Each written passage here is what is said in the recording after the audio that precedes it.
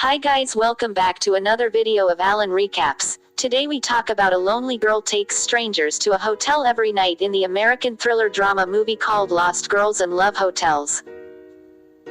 Spoilers ahead, watch out and take care. The lead actress Alexandra Daddario plays the role of Margaret, who is an American expatriate living in Tokyo, Japan. During the day she works as a teacher in a Japanese flight academy teaching English to prospective flight attendants. And once the sun sets she goes out with her fellow expatriates Ines and Liam, getting drunk and getting into sexual encounters with strangers. She meets in the city. Her nightly adventures cause her to show up to work in a daze and disheveled. She's barely making it through her days in this state. On one such day is when Margaret crosses paths with the Yakuza enforcer named Kazu, and she falls in love with him fast and hard. It all starts when Margaret is approached by Kazu as she was reading a book of ukiyo erotica, and compliments her taste. Eventually they wind up in a room together. Margaret instructs Kazu to zip tie her wrists and Kazu doesn't flinch. This definitely leaves Margaret a little surprised. She expected at least a little bit of a reaction from the man. But he gave none. He smoothly did as directed and even continued to remove his shirt that revealed a torso covered in Yakuza tattoos. A night like that could not have been easily forgotten. Unusually enough, she breaks her custom of never seeing the same man twice. And sees Kazu again. He says she's special because she's difficult to make happy. And he likes a challenge. Things like these that he said won Margaret over. It made her feel special within a very short period of time. The two then get into a relationship, but soon enough Margaret is left shocked and surprised when Kazu says that he is going to get married to someone else. He explains that this is more out of duty than out of love. He convinces her that she is still whom she loves, and so Margaret gives in to him with time.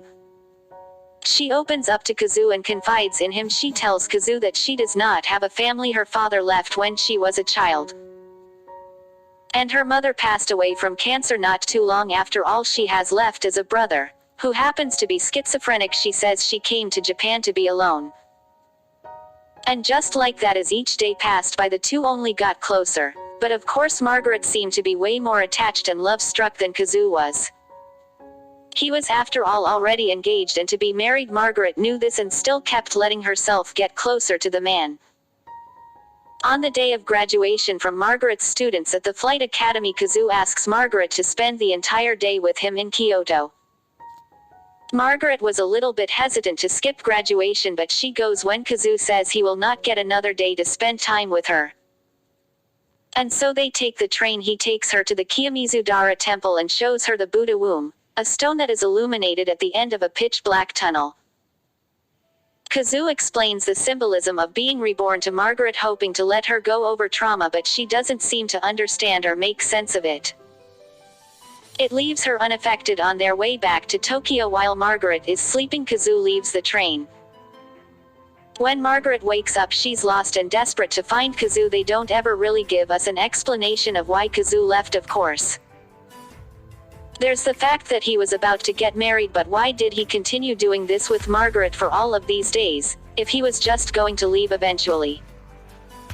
Margaret comes back to work only to find that she has been fired for skipping graduation. She is devastated and absolutely lost.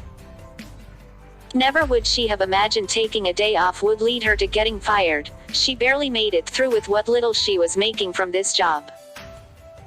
Moreover, her nightly drinking habits cost her a lot too, but this was only the beginning of the worst days for Margaret.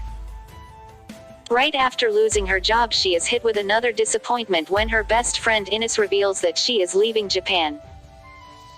All of this leads Margaret down a deeper spiral, and she spends more nights wasting money on drinking and wasting it away in even more sexual encounters with strangers.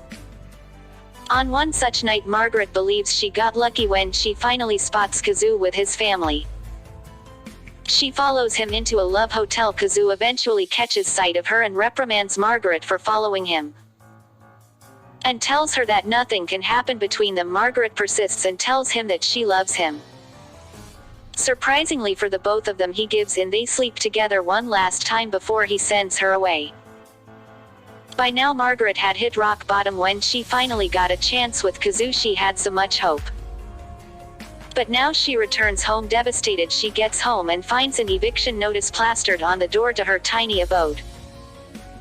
She didn't even have the time to think any of this through. She had to make money quick. And so in a rush to make money, she desperately takes a job as a bar hostess for a drunken businessman. She believed all her drunken nights would help her in figuring out how to do this job, but she finds herself feeling unbelievably uncomfortable and leaves the job without getting paid. All of her ways have been lost. She then runs into Liam's girlfriend Louise, who reveals that Liam had been deported. And that was it. Her last place of comfort and familiarity in the city has been lost as well.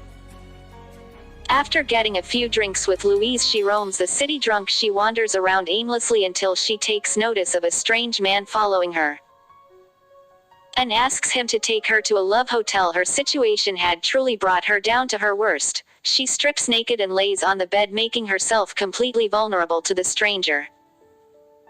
He wasn't even surprised and barely showed any sense of being human. He ties her up and tells her that he could kill her. Margaret, without even a second to think for herself, begs him to do it, but right on time Kazoo comes into the room to rescue her. He had been following her the entire time. He drags her out of the room and takes her back to safety. This entire experience leaves Margaret feeling very grateful for her life and pushes her to start anew. She decides to leave Tokyo, leaving behind this life she had built for herself in a poor attempt at running away from herself. On the plane, she notices Tomiko, one of her former students from the academy, as her flight attendant. They smile at each other. It was at this moment that something struck Margaret. It was as if all the pieces were slowly falling into place. Margaret then calls Kazoo to tell him she now understands the symbolism of the Buddha's womb and finally feels reborn before saying goodbye for good. This was the end of the life of Margaret, who lived in Tokyo. From here on, she's going to work towards reconstructing herself entirely. A well-deserved fresh start, don't you think? And that brings us to the end of the plot of the movie. What do you think? That was quite a lot. Margaret did seem like she had it all together in the beginning, but in reality it looks like she was running away from herself, spending her days numbing herself either through her work or with alcohol and sex. And much like a lot of similar movies, a series of bad encounters and terrible mistakes leads Margaret to realize some very important things. The movie has got a 4.6 out of 10 IMDb rating and a 50 on Rotten Tomatoes.